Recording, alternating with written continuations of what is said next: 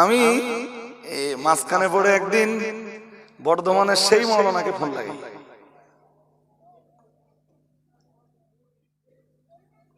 কথা কি বুঝতেছেন?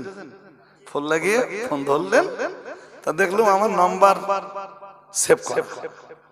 এর আগে এইভাবে ফোনে আমার সাথে কোনোদিন কথা হয়নি, আল্লাহ সাক্ষী। তো আমি বললাম আমি বেশি বিরক্ত করব না আপনাকে, শুধু দুটো কথা বলবো। আপনি ক্যামকে হারাম বলেছেন। হারাম বলতে গেলে হয় কাতঈ সুবুত লাগে আর নইলে কাতঈ দালালা লাগে। এগুলোর কোনোটাই আপনার কাছে নেই। আপনি হারাম বলেছেন, কথাটা উইথড্র করে নিলে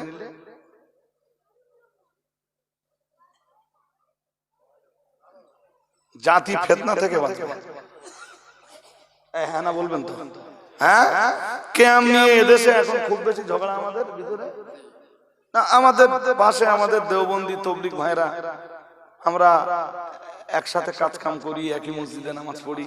এখন আর খুব বেশি ঝগড়া টগড়া আছে? ওদের মন হয় করে, না মনে হয় করে না। আমরা ক্যামের পক্ষে, আমরা ক্যাম করি তো কি আছে? আমার কথা কি বুঝতেছেন নাকি?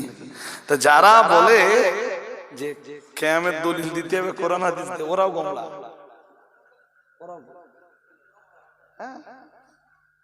আর কেউ যদি হারাম বলে আর সে যদি দলিল না দেখাতে পারে, দলিল কি কি লাগবে বলেছি? হয় নাসুল কোরআন আর নইলে হাদিসে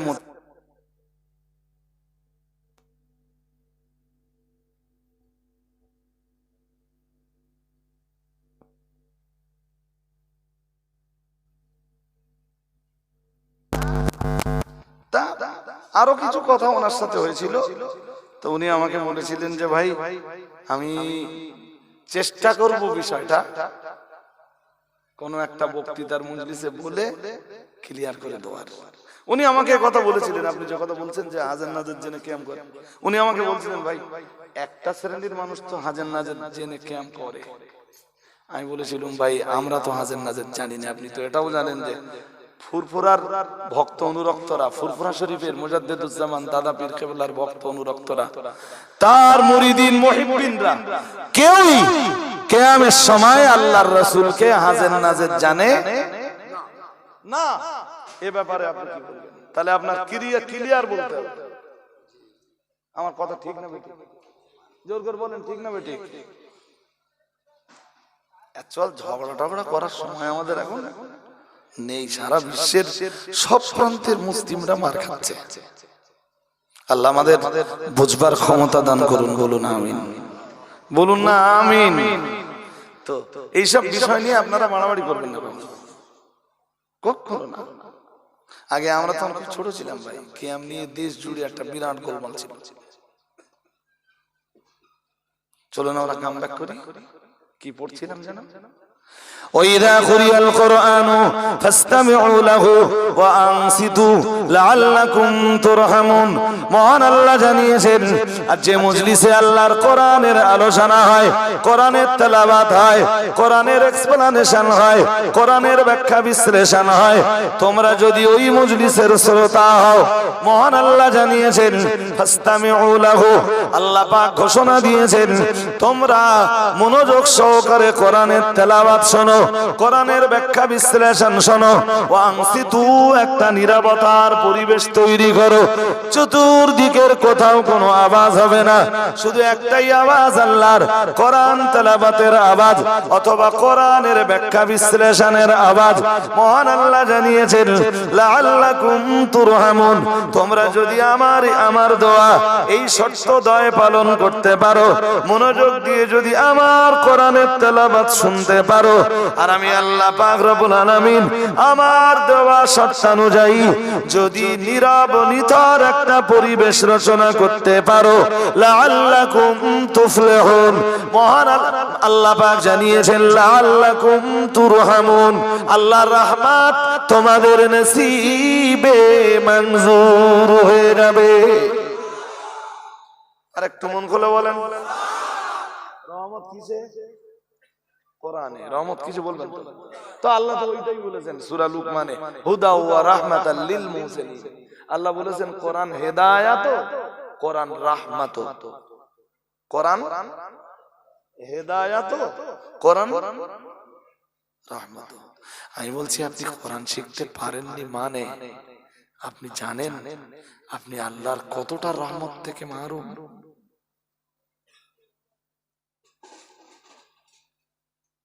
আজকে নিয়ত করে ফেলুন, যার যে গ্রামেই বাড়ি হোক, আপনি যে কোনো মূল্যে হোক কোরআনটা শিখে নেবেন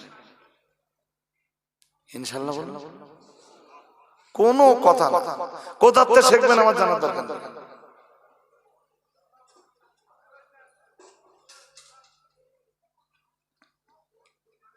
আপনার যেখানতে মন চায় সেখান থেকে শিখে নেন।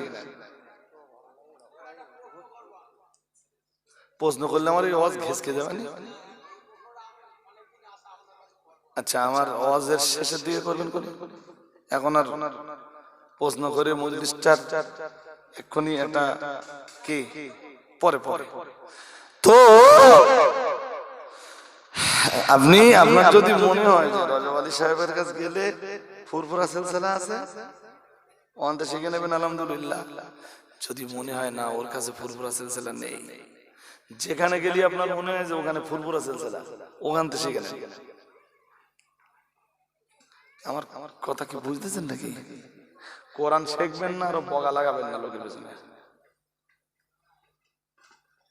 এই মাদিন সাহেব এত চেষ্টা করতেছে তো পুরো দেশ জুড়ে মানুষকে কোরআনুল কারীমের তালিম দেওয়ার, পিছন দিয়ে একটা লোক বগা, একটা শ্রেণীর লোক বগা দিচ্ছে, বলে ওরা বলো ওই শাফি মাযহাবের মশলা চালাচ্ছে। কিসের মশলা? ও তো বলতেছে ওটা পণ্য হয়ে গেছে। ওটা কি? ও শুনি শুনি শুনি শুনি কানের পর্দা পুরো মোটা হয়ে গেছে। এখন আর কেউ গাইল টাইল দিদি লাগে না একটা। হ্যালো হুজুর, আপনার গাইলতেছে, মাঝে মাঝে বলি আমার গাইলতেছে তোর কি? আমার কথা বলতে পারেন না। ও আবার আমার মন ভারী করতেছে, বলে হুজুর না আপনার গাইলতেছে, মানে আমার গাইলতেছে, আমার কিছু হচ্ছে না, তোমার এত কিছু হয় কেন? তাহলে না হুজুর আপনার ভালোবাসি। শোন, আমি আমার জীবনকে যতটা ভালোবাসি নিশ্চয়ই আমাকে অতটা ভালো কেউ, রাইট? তো লোকে আমার গাইলতেছে, আমার কিছু হচ্ছে না, তোর এত হচ্ছে না। বাসের চেয়ে কুঞ্চি ডাগর হয়ে গেল না? আমি আবার কিছু যদি বলি টলি শুনবে। বাট আমি এমনি খুব ধৈর্যশীল ভাই, তাই মাঝে মাঝে মাঝে মাঝে একটু যখন দেখি যে দায়িত্বশীলটা দায়িত্ব পালন করতেছে না, তখন কেঁপে যাই। এমনও সময় যায় জানেন যে 3 দিন 4 দিন আমি খাদিজা যেতে পারি না, তো 4 দিন পরে যেয়ে দেখবো সব ঠিকঠাক চলতেছে আলহামদুলিল্লাহ। পড়ে না সব সব সব সব জায়গায় ঠিকঠাক আছে, নো প্রবলেম। ডেকে ম্যানেজারকে হেডমাস্টারকে বলি কোনো প্রবলেম, এনি প্রবলেম? না কোনো প্রবলেম।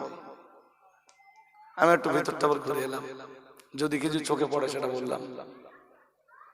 কেন জানেন? যার যার দায়িত্ব শেষে যথাযথভাবে পালন না করলে তখন খেপে যাবো। তোর পয়সা দেবো, খেতি দেবো, মাইনে দেবো, এরপরেও তোর দায়িত্ব পালন করবি না, তোর কিছু বলতে পারবো না। তার মানে পয়সা নিবি যখন কাজ ঠিকঠাক করে তো বেকার দিচ্ছি না। আর খাদিজার স্টাফে একটা লোক নেই বেকার খাটাই, জামিয়া তো তাই হুজুর একটা লোককে বেকার খাটাই। যে শিক্ষক এক্সট্রা ডিউটি করবে সে শিক্ষক এক্সট্রা ডিউটি করবে, ওই সিস্টেম। কিন্তু কাজ যদি বুঝে না পাই, খবর আছে। আমার কথা বুঝতেছেন নাকি? যেখান পয়সা দেবো সেখান থেকে কাজ বুঝে নেবো, নেও না নেও না। হুজুর 15,000 টাকা নজরানা নিয়ে যাবে, তো হুজুরের ওয়াজ বুঝে নেবো না? হ্যাঁ না বলবেন তো? XYZ ABC যেখানে টাকা দেবো কাজ বুঝে নেবো। একদম পরিষ্কার কথা আমার কাছে। আর কেউ পয়সা নেবে, মাইনে নেবে, কাজ করবে না, জি সে তার দায়িত্ব বুঝে পালন করবে না, ওর সাথে আমি কখনো একমত না। আমারে কোনো কাজ দেবেন, সন্ধ্যে 6টা বেজে গেল কাজ করবে,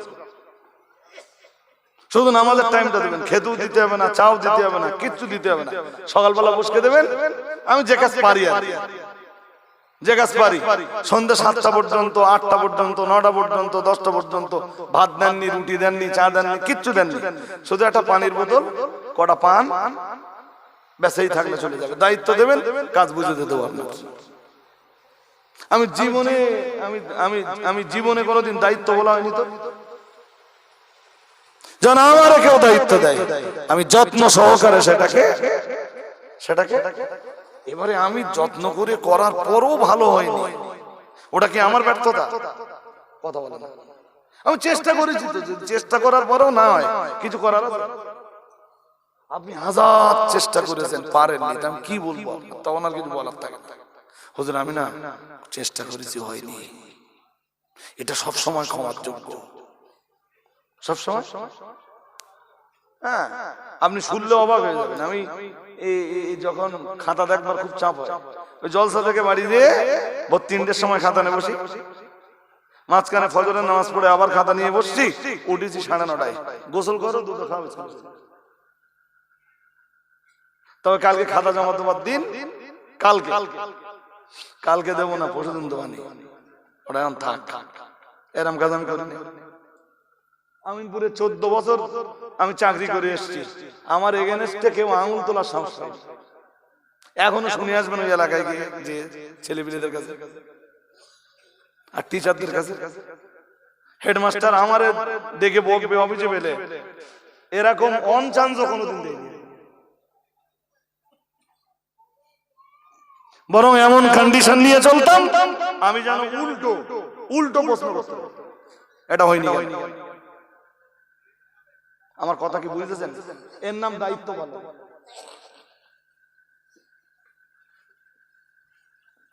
হাজরিন, কেন কোরআন শিখতে বলছি? নবীজি বলেন, খায়রুকুম মান তাআল্লামাল কোরআন ওয়া আল্লামা। আল্লাহ পাকে রাসূল জানিয়েছেন, তোমাদের ভিতরে সেই ভালো, সেই মানুষটাই ভালো, মান তাআল্লামাল কোরআন, যে কোরআন শেখে। আল্লাহ পাকে নবী বললেন যে কোরআন শেখে সেও যেমন ভালো, আমি আল্লাহ পাকে রাসূল বলছি কোরআনুল কারীম যে শিক্ষা দেয় সেও তেমন ভালো। ওই বলছিলাম স্কুলে ইংরেজির মাস্টার আছে না, হ্যাঁ, নবী বলেননি যে মাস্টারদের ভিতরে ইংরেজির মাস্টার সবচেয়ে ভালো। নবীজি বলতেছেন সবচেয়ে ভালো মাস্টার সেই মাস্টার যে মাস্টারে কি শেখায়। সুবহানাল্লাহ বলতে পারেন না? আর সবচাইতে ভালো ছাত্র সেই ছাত্র যে ছাত্র কি শেখে। ব্যাস এইটুকু শিক্ষা আমার কাছ থেকে নিয়ে বাড়ি যাবে। আর নিয়ত করে ফেলুন, আমার ছেলেটাকেও সবচেয়ে ভালো ছাত্র বানাবো। কি শেখাতে হবে? আমি সবচাইতে ভালো ছাত্র হব। কি শেখাতে হবে? আমি ছাত্র হবার পরে আবার একজন ভালো শিক্ষক হব। মানুষকে কি শেখাতে হবে? এটা একটু করুন তাহলে। কাদিয়াটি হিফজুল কোরআন মাদ্রাসা, সাআদাতিয়া সিদ্দিকিয়া হিফজুল কোরআন, ফুরকানিয়া, কাদিয়াটি সাআদাতিয়া সিদ্দিকিয়া ফুরকানিয়া মাদ্রাসা। বেশ, এই মাদ্রাসার বাৎসরিক ইসালে সবে আসবার খানিকটা সার্থকতা হবে। আল্লাহ মঞ্জুর করুন, বলুন আমিন। আমি প্রথমে যে হাদিসটা পড়েছিলাম, সে মুরগি না কি ছিল বলছিল, একদম দেরি করবো না। এমনি দেখতে দেখতে আমি মাঝখানে তো 5-7 মিনিট চলে গিয়েছিল, তাও প্রায় ঘন্টা দেড়েক আপনাদেরকে নিয়ে কথা বলেছি। আমি জানি যে আমি কথা বললে এই লোকজন যেভাবে বসে আছে এত ঠান্ডায় এইভাবেই বসে থাকবে, এ নড়বেন না আপনারা, এটাও আমি ভালো জানি। তো আল্লাহর করুণা হোক, আল্লাহর রহমত নাজিল হোক, সময় সুযোগ কন্ডিশন পজিশন ভালো হলে আবার ইনশাআল্লাহ আপনাদের ডাকে আসবো। এই এলাকায় তো আল্লাহ শুকর অন্যান্য এলাকার চাইতে অনেক বেশি আসি। অনেক বেশি আসে আপনাদের এলাকায়। হয়তো সব দাউদ নিতে পারিনি, মনক্ষুণ্ণটা হবেন না, পজিশন পেলে আবার আসবো। নবীজি বলেন ইউকালু লিসাহিবিল কোরআন, মন দিয়ে শুনুন, নবীজি বলেছেন কোরআন ওয়ালা, কোরআন পৃথিবীতে কোরআন ওয়ালা যারা, তাদেরকে দেখে জিজ্ঞেস করা হবে, তাদেরকে বলা হবে। আল্লাহ পাকের নবী জানিয়েছেন ইউকালু লিসাহিবিল কোরআন, কোরআন ওয়ালারা যখন জান্নাতে চলে যাবেন আল্লাহ পাক রব্বুল আলামিন তাদেরকে ডাক দিয়ে বলবেন, হে দুনিয়ার কোরআন ওয়ালারা, ইকরা, তোমরা কোরআন তেলাওয়াত করো, ইকরা, তোমরা কোরআন তেলাওয়াত করো, ওয়ারতাকি, এবং তোমাদের পদোন্নতি ঘটাও। সুবহানাল্লাহ। আল্লাহ কোরআন ওয়ালাদেরকে ডাক দিয়ে বলবেন পড়ো এবং পদোন্নতি ঘটাও, উপরের দিকে। কোরআনের একটা একটা আয়াত পড়ো, জান্নাতের একটা একটা ফ্লর টপকে যাও, ফ্লর ফ্লর, একটা জান্নাতের একটা একটা তালা টপকে যাও, শুধু উপরে ওঠো। সুবহানাল্লাহ। আল্লাহ পাক বলবেন, আল্লাহ পাক বলবেন, ও ভাইরা আমার, হাদিস বিবরণ দিয়েছে ইউকালু লিসাহিবিল কোরআন ইকরা ওয়ারতাকি ওয়ারাত্তিলিল কোরআনা কামা কুনতা তুরাত্তিলু ফিদ দুনিয়া।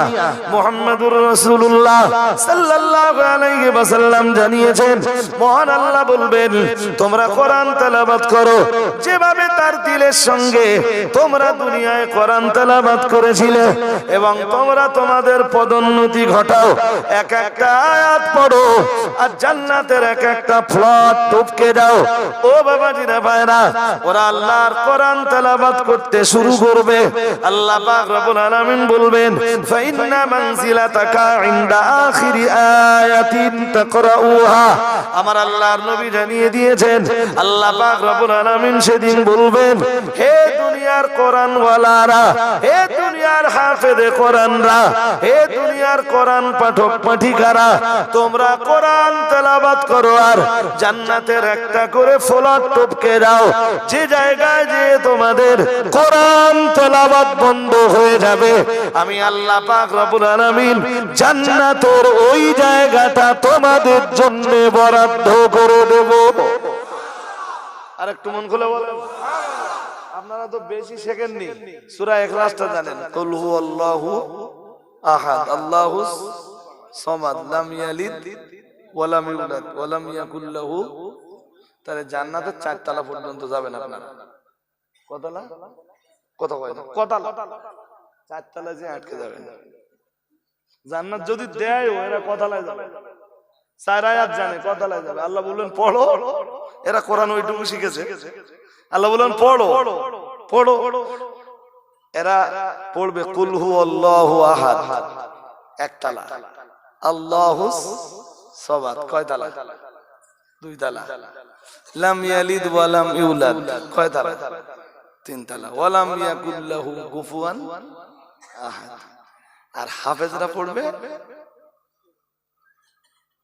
6666 তলা। সুবহানাল্লাহ কয় না? আর একটু মন খুলে বলুন। এই জন্য যত বেশি পারেন আপনি মুরগি কই। হ্যাঁ, এখন আর এত ঠান্ডা লাগতেছে, এইসব ঘিরতে হয়, এত ঠান্ডা আপনাদের?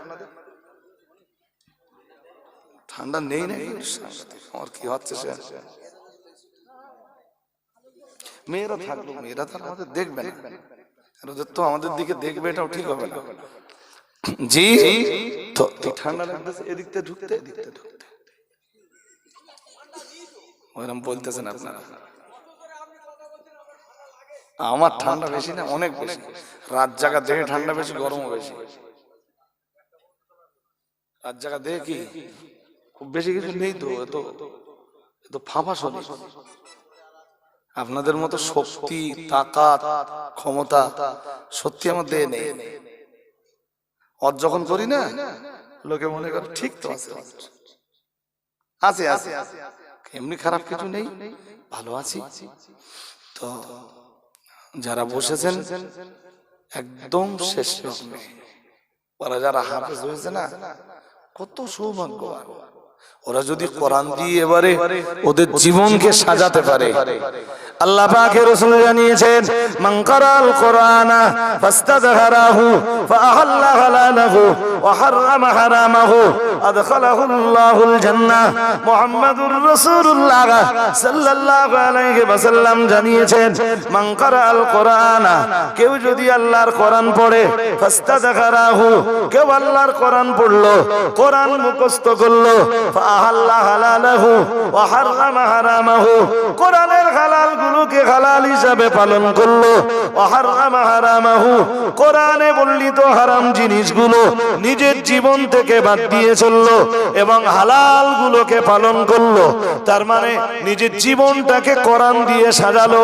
মুহাম্মাদুর রাসূলুল্লাহ সাল্লাল্লাহু আলাইহি ওয়াসাল্লাম বললেন, কোরআনের এই রকম পাঠক পাঠিকা যারা, কোরআনের এই রকম তেলাওয়াতকারী কিংবা কারিনী যারা, কোরআনুল কারীমের এই রকম হাফেজ হাফেজা যারা, তাদের প্রথম পুরস্কার হিসাবে আল্লাহ তাআলা আদখালাহুল্লাহুল জান্নাতা, আল্লাহ পাক রব্বুল আলামিন তাদেরকে তার দয়ার জান্নাতের ভিতরে জায়গা করে দিবেন। আর একটু মন খুলে বলেন। এই জন্য তো আপনাকেও বলছি আপনি কোরআন পড়ুন, কোনো কথা নেই। আমি কোরআন শিখবো, আজকে নিয়ত করে আপনার বাড়ি যেতে হবে আমার মজলিসে বসার সাথে। আর আমি এটাও বলে যাচ্ছি 6 মাস লাগবে। কত? যদি ব্রেন খুব ভালো হয়, একটু বাংলা লেখাপড়া যদি জানেন মোটামুটি, তাহলে 3 মাস লাগবে। আর যদি বেশি লাগে তো কয় মাস লাগবে? ইনশাআল্লাহ। ইনশাআল্লাহ বলুন। তাও সপ্তাহে 3 দিন করে টাইম দেবেন, বেশি দিতে হবে না। মাগরিব থেকে এশা অথবা এশার পরে আনতে আপনি সময় দেন। আমি বলছি আপনি কোরআন শিখে যাবেন। আপনি তো ঘাবড়াচ্ছেন কেন? নবীর প্রতি প্রথম নির্দেশ আল্লাহ শুরুর আয়াত মনে করে দেখুন। শুরুতে যে আয়াত পড়েছিলাম, উতলু মা উহিয়া ইলাইকা মিনাল কিতাব, ও নবী আপনাকে ওহী রূপে যে কিতাব দিয়েছি আপনি ওই কিতাবের তেলাওয়াত করুন। আর একটু মন খুলে বলুন, এই জাতির সবচাইতে বড় দুর্বলতা, এই জাতি কোরআন শিখেছে। তো এই কোরআনের পাঠক পাঠিকা, বিশেষ করে হাফেজদের প্রথম পুরস্কার আল্লাহর জান্নাত। আল্লাহ وشفاه في عشرة من أهل بيته كلهم قد وجبت له النار أو كما قال عليه السلام। محمد رسول الله صلى الله عليه وسلم নবী আমার জানিয়ে দিয়েছেন, এরপরে আল্লাহ হাফেজদেরকে ডেকে বলবেন, তোমরা প্রত্যেকেই দর্শন করে মানুষকে সুপারিশ করে জান্নাতে নিয়ে যেতে পারবে। কুল্লুহুম কদ ওয়াজাবাত লাহুন নার, এমন দর্শনের জন্য সুপারিশের অনুমতি আল্লাহ দিবেন যাদের প্রত্যেকের জন্য আল্লাহর বিচারে জাহান্নাম অপরিহার্য হয়ে গেছে। আল্লাহ এক একজন কোরআনের পাঠক পাঠিকা অথবা এক একজন হাফেজ হাফেজাকে 10-10টা মানুষ সুপারিশ করে জান্নাতে নিয়ে যাওয়ার পাওয়ার দান করবেন। হাজিরিনে মজলিস মনে রাখুন, আল্লাহ এত পাওয়ার যদি হাফেজে কোরআনদেরকে দান করেন, এই হাফেজ বানানোর জন্য যারা টাকা খরচ করেছেন, পয়সা খরচ করেছেন, নিজের পকেটের টাকাগুলো উজাড় করে দিয়েছেন হাফেজ বানানোর জন্য, হাফেজদের থাকবার জায়গা বানানোর জন্য, তাদের পড়বার জায়গা বানানোর জন্য, যারা নিজেদের মাথার ঘাম পায়ে ফেলা পয়সাগুলো মাদ্রাসা প্রাঙ্গণ গুলিতে উজাড় করে দিয়েছেন, আমার মনে হয় যেন আল্লাহর কোরআনের হাফেজেরা দর্শন করে সুপারিশ করার সুযোগ যখন পাবেন, অন্তত যাদের অবদানে ওরা হাফেজ হয়েছে, যাদের অবদানে ওরা আল্লাহর কোরআনের মোকাম্মাল হাফেজের দরজাতে পৌঁছেছে, না না না না না, তাদের কথা ওরা কখনো ভুলবে না। ও ভাইরা আমার মনে রাখুন, আর ওরা কোনো কারণে যদি ভুলেও যায়, যাদের দানে, যাদের বদান্যতায়, যাদের টাকায়, যাদের দেওয়া জামা কাপড় পরিধান করে, যাদের তৈরি করে দেওয়া জায়গায়, রাত কাটিয়ে যাদের তৈরি করে দেওয়া জায়গায় পড়াশোনা করে ওরা হাফেজ হয়েছে, ওরা যতদিন আল্লাহর কোরআন পড়বে, যাদের অবদানে ওরা হাফেজ হয়েছে, আল্লাহ ওদেরকে যতটা সওয়াব দিবেন। যারা দান দাক্ষিণ্যতা করেছেন, মাদ্রাসাগুলো মাথার ঘাম পায়ে ফেলা পয়সা দিয়ে যারা বাঁচিয়ে রেখেছেন, আমার আল্লাহ তাদের আমলনামা তো ততটা সওয়াব লিপিবদ্ধ করে দিবেন। ওরা সারা জীবন পড়ে যা পাবে, আমরা শুধু ওদের পড়বার জায়গা করে দিছি, বিনিময়ে আল্লাহ আমাদেরকে অতটা দিবেন। আরেকটা মন করে বলেন, পশ্চিমবঙ্গে অল বেঙ্গলে খাদিজার মতো মেয়েদের মাদ্রাসা বিরল বিরল,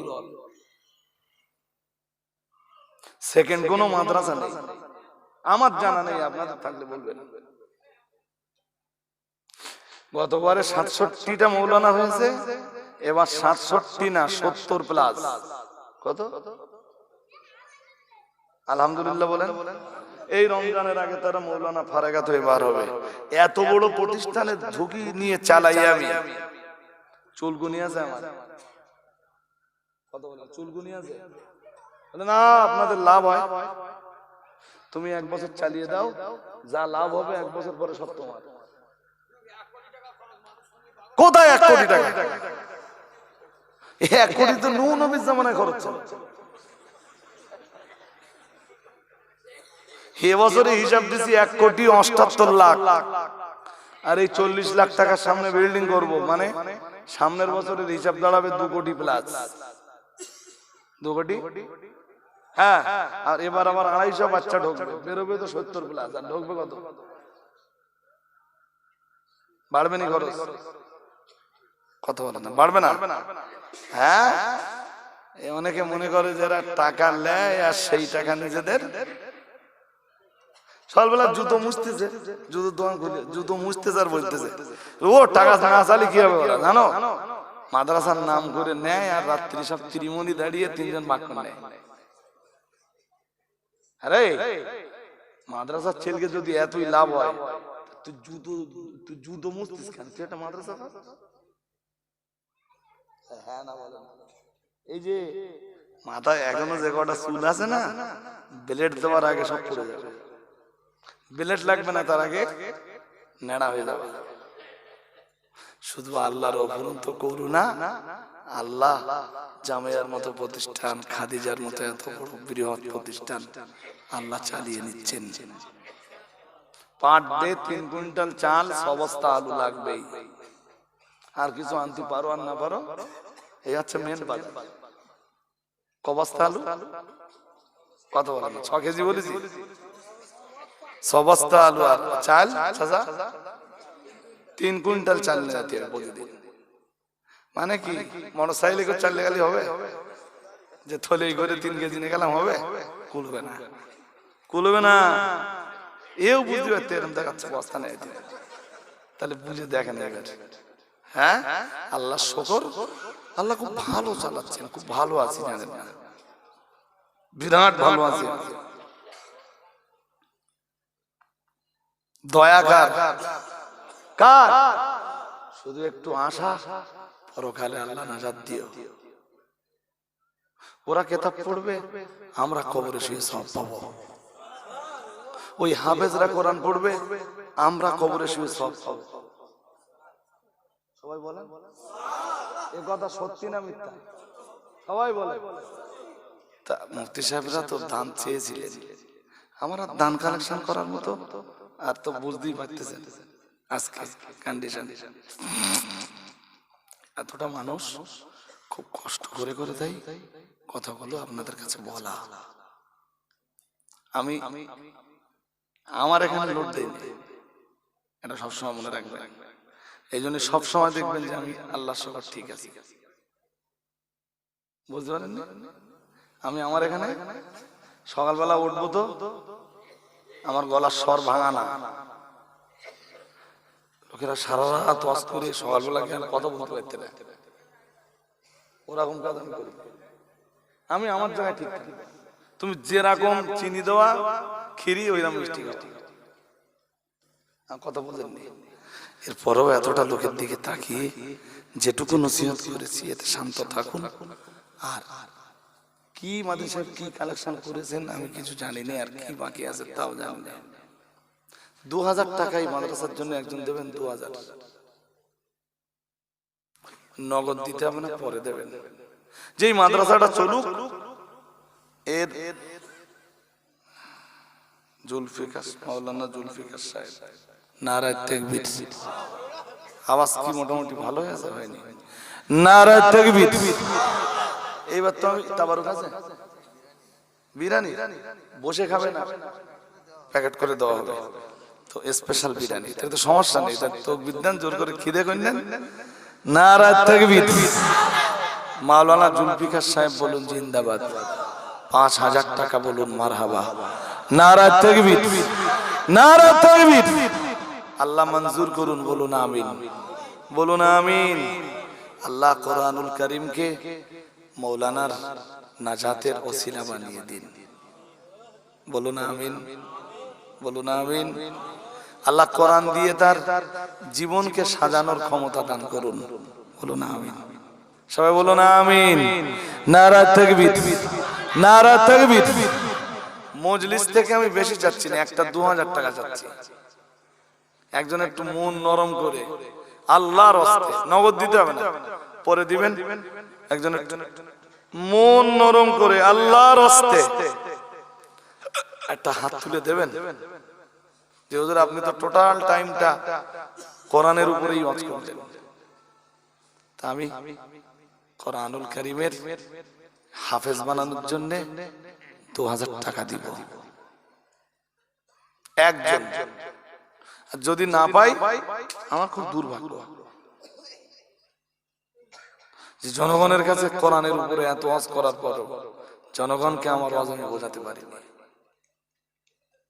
একটু বলুন অন্তত একজন 2000 টাকা। বাজি হাত তুলেছেন, নাম কি? এখান বাড়ি কাদিহাটি, কাদিহাটি বাড়ি। আকমান তরফদার। নারায়ে তাকবীর। একটু জোর করে নারায়ে তাকবীর। আকমান তরফদার বলো জিন্দাবাদ, বলো না জিন্দাবাদ। নারায়ে তাকবীর, নারায়ে তাকবীর। আল্লাহ মঞ্জুর করুন, বলুন আমিন। ছেলেরা বলো না আমিন। নারায়ে তাকবীর, নারায়ে তাকবীর। 2 নম্বরে একজন 2000 টাকা দেবেন। বাবাজি দিয়েছেন তো, একজন যুবক একটু দেন দিন।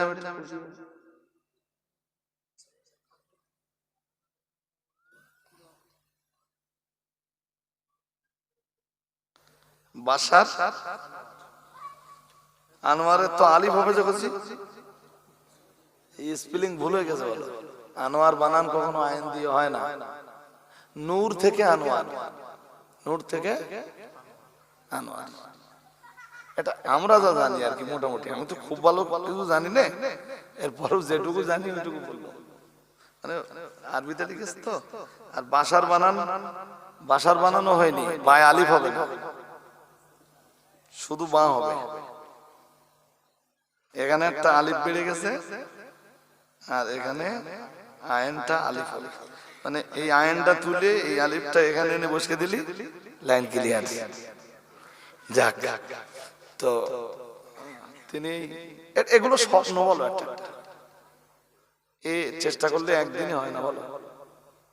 আর এইগুলো করলে কি হয়, লম্বা দিন ধরে আল্লাহ সওয়াব দেয়। 1 টাকা করে হয়তো রাখতেছেন, কিন্তু 2 টাকা করে রাখতেছেন,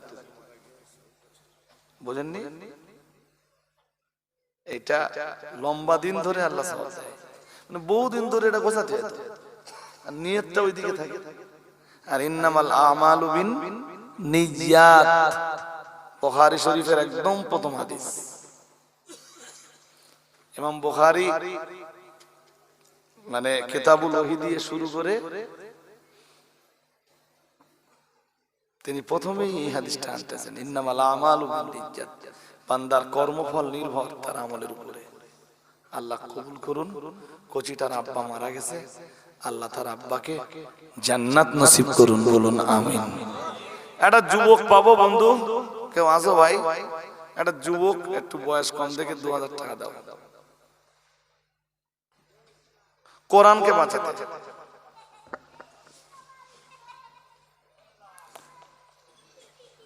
কোরআনুল কারীমের এই প্রতিষ্ঠানকে জিন্দা রাখবার জন্য কোন যুবক আছে ভাই, একটু বয়স কম আছে, দায়িত্ব নাও, 2000 টাকা দেবে। কে আছে ভাই? আমি একটু নামটা অন্তত শুনি। নারায়ে তাকবীর, নারায়ে তাকবীর।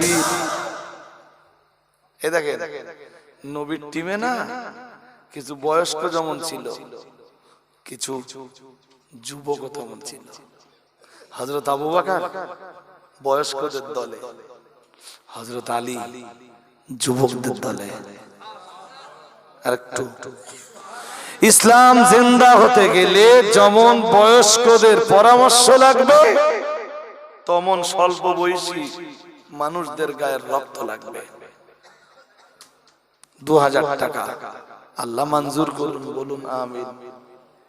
এই ছেলেরা বলো না আমিন। নারায়ে তাকবীর, নারায়ে তাকবীর। এসো ভাই, এসো। নাম কি?